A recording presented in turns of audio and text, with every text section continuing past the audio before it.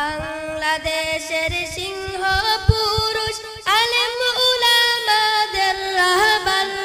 বাংলাদেশের সিংহ পুরুষ আলেম উলামাদের রাহবার